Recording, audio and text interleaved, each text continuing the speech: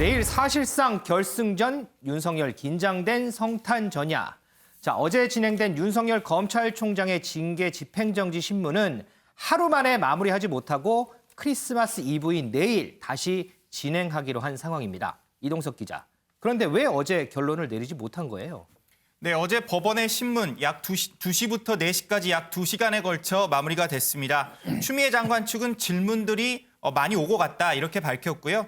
간략히 심리하기는 어렵다는 것이 재판부의 취지였다 이렇게 전했습니다. 일단 재판부는 내일 오후 2시에 신문을 이어간다고 이렇게 밝힌 상황인데요.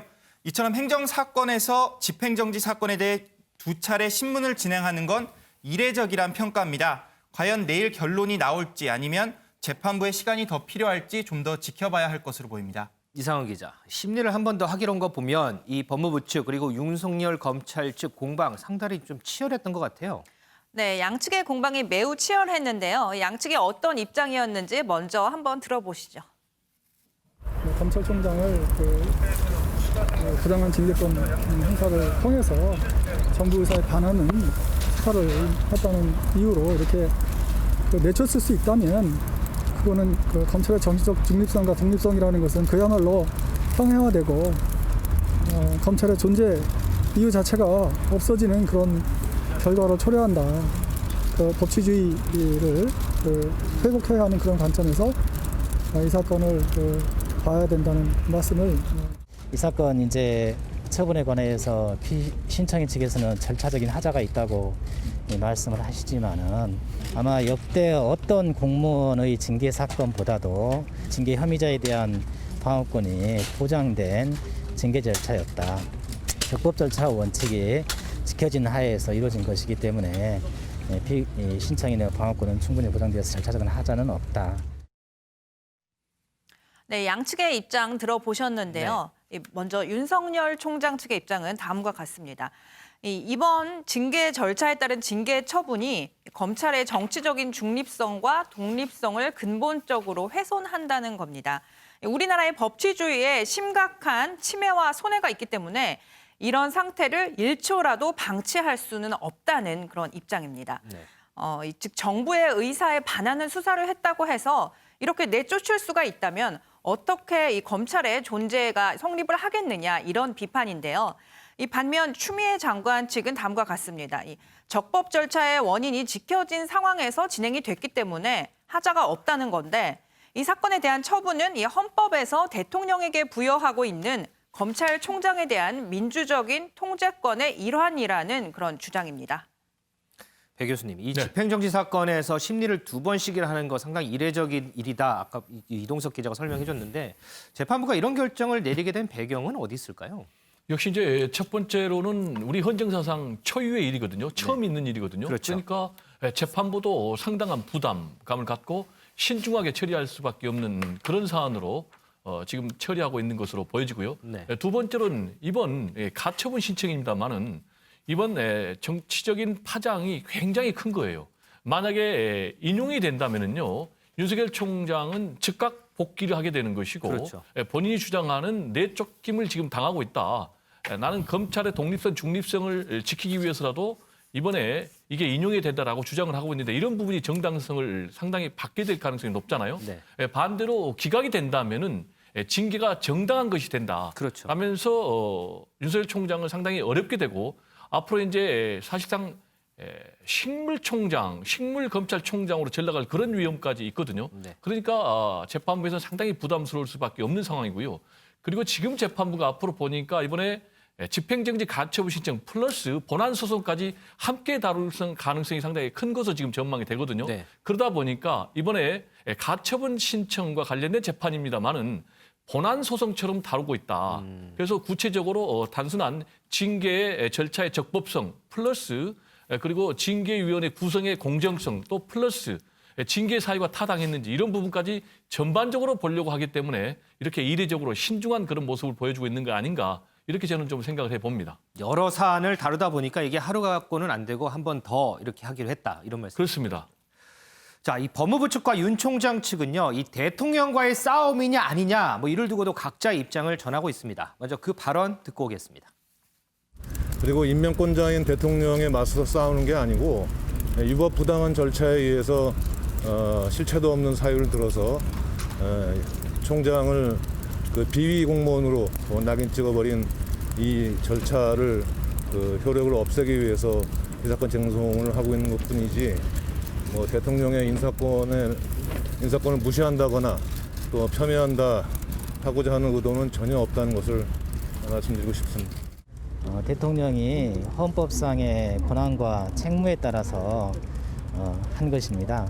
이제 검찰총장도 결국은 법무부의 소속 일원이기 때문에 대통령의 헌법상의 권한과 책무에 결국은 따라야 되는 것이다, 이런 취지의 주장을 했고요. 예를 들어서 집행정지 인용이 된다면은 이 헌법상의 문제가 발생할 수도 있다. 대통령의 인사권을 무시하거나 폄훼할 의도는 없다. 대통령이 헌법상 권한과 책임에 따라서 한 것이다. 윤 대표님, 네. 이 윤 총장 측 아무래도 이 임명권자의 대결 구도를 상당히 조금 부담스러워하는 것 같은 그런 발언인 것 같아요. 윤 총장 입장에서는 인사권자고 자기를 임명해준 대통령에 항명하는 모양으로 비춰지는 거예요. 굉장히 부담스러운 거죠. 그래서 윤 총장 변호인도 얘기하잖아요. 위법 부당한 절차에 의해서 총장을 비공무원으로 낙인 찍었다. 그래서 이거를 나는 법을 통해서 그걸 해소해야겠다는 거 아니에요? 네. 그리고 윤 총장 의견도 저는 일리가 있다고 봐요. 가만히 이거를 인용이 계속 직무 배제가 확정이 되잖아요. 네. 그러면은 다음에는 그냥 끝나는 게 아니라 형사처벌이 될 가능성도 상당히 많아요. 공수처가 되면은 지금 이 징계 사유가 된 채널 A 사건이라든지 판사 문건이라든지 또 검찰총장의 품위와 또 정치적 중립성, 이게 다시 수사가 돼서 형사 재판을 받을 가능성이 상당히 많거든요. 네. 그래서 저는 검찰총장 입장에서는 이 부분에 관해서 분명하게 법적으로 구제를 받으려는 노력은 저는 충분히 있을 수 있다, 이렇게 생각합니다. 다만 이제 법무부 쪽에서는 법무부의 지시를 받는 검찰총장이 대통령 제각각을 봐줬는데 뭐 항명하는 거냐 이쪽으로 얘기하는데, 저는 윤 총장이 법적으로 저렇게 절차를 밟는 게 당연하다, 이렇게 봅니다. 일단 뭐 정상적인 법적 절차를 밟지만 어쨌든 지금 이 언론에서라든지 여러 얘기가 대통령과의 이 대결이냐 이런 쪽으로 몰고 가기 때문에 윤 총장 측에서도 이 부분은 상당히 좀 부담스러워하지 않나 싶습니다. 어제 신문 이후에요, 이 재판부가 양측에 질의서를 보내면서 내일 신문전까지 답변서를 제출하라 이렇게 요구를 했습니다. 김은미 기자, 네. 이 질의서 구체적으로 어떤 질문을 한 거예요? 네, 사실 좀 아까 배 의원께서 상당히 설명을 잘 해주셨는데, 재판부가 심리날짜를 하루 더 잡은 이유는 이 가처분 소송 자체가 사실상 본안 소송을 대체하는 상황입니다. 좀 쉽게 풀이를 하자면 정직 2개월인데 본안 소송의 결과는 길게는 몇 년도 걸리기 때문에 사실상 본안 소송의 결과를 기대할 필요도 없고 기대할 이유도 없는 상황이고, 즉각적인 효과가 나타나는 이 가처분 소송이 사실상 본안 소송을 대체하게 되는, 그렇기 때문에 이번 재판부는 본안 소송에서 다툴 부분까지도 들여다보겠다라고 하는 입장입니다. 그래서 가처분 소송이라고 한다면 지금 보십니다만, 회복하기 어려운 손해가 무엇인지, 그리고 공공복리가 구체적으로 어떤 범위를 말을 하는 것인지에 대해서 법무부 윤석열 검찰총장 측에 대해서 추가로 문건을 요구를 했고, 이 외에도 사실 본안에서 다룰 부분, 징계위 구성이 적법한지 여부, 그리고 재판부 분석 문건이 어떤 의도로 만들어졌는지 여부, 그리고 채널A 사건 감찰 방해, 수사 방해 이런 거에 대해서 내일 있을 추가 심리 전에 이제 답변서를 제출을 하라라는 이런 내용을 요구를 했습니다. 자, 질의서를 보면요, 이 징계위 구성이 적법하냐, 뭐 구체적인 해명은 뭐냐, 재판부 분석 문건 용도는 무엇이냐, 뭐 여러 가지가 있는데 이걸 보면 재판부의 고민이 좀 보이는 것 같습니다. 배 교수님, 네. 재판부 이 중에서 어떤 부분에 가장 좀 중점을 둘까요? 지금 말씀하신 대로 이제 본안 소송 다루듯이 다 하잖아요. 네. 징계위가 적법을 했는지, 구성이 정당한지, 공정한지, 그리고 사유와 관련해서는 재판부 분석 문건, 이 부분에 대해서 상당히 초점을 맞추고 있고, 또 하나는 채널A 검언유착 관련해 가지고도 초점을 맞추고 있어요. 네. 근데 이 부분과 관련해서는 가장 중요한 것이 이제 증거 아니겠습니까? 네. 근데 징계위원회에서는 이 부분에 대해서는 증거가 있어요. 그런데 이제 이 증거에 대한 해석이 상당히 중요할 것 같아요. 징계위에서는 보니까 구체적으로 판사를 사찰을 했다. 그리고 그걸 관련해서 이용을 해가지고 재판에 영향을 미치려는 그런 불순한 의도가 있었다. 라면서 그런 문건의 출처에 대해서 상당히 의혹을 제기했거든요. 구체적으로는 혹시 수사자료가 넘어간 건 아니냐 이런 부분까지 했기 때문에 이 부분에 대해서 굉장히 심도 있게 볼 것 같고요. 그리고 채널A 관련해 가지고도 한동훈 검사장이 오른팔인데 석 달 동안에 무려 2,700여 차례나 통화 기록을 갖고 있거든요. 내용을 문자까지 해서. 그러면 왜 특정인 오른팔과 관련해서 1,000번 가까이 한 달에 통화를 해야 되느냐. 혹시 이런 부분이 감찰 또는 수사 방해 아닌가라는 것과 관련해서 이번에 재판부가 아주 심도 있게 판단할 것으로 그렇게 보입니다. 그럼 윤 대표님, 상황이 지금 이렇다 그러면 이 윤 총장 관련해서 결정이 쉽게 나올 것 같지는 않을 것 같아요. 쉽지 않죠. 지난번에 행정법원에서 조미연 판사가 그때는 가처분을 인용했잖아요. 그렇죠. 그건 해임이라서 그랬어요.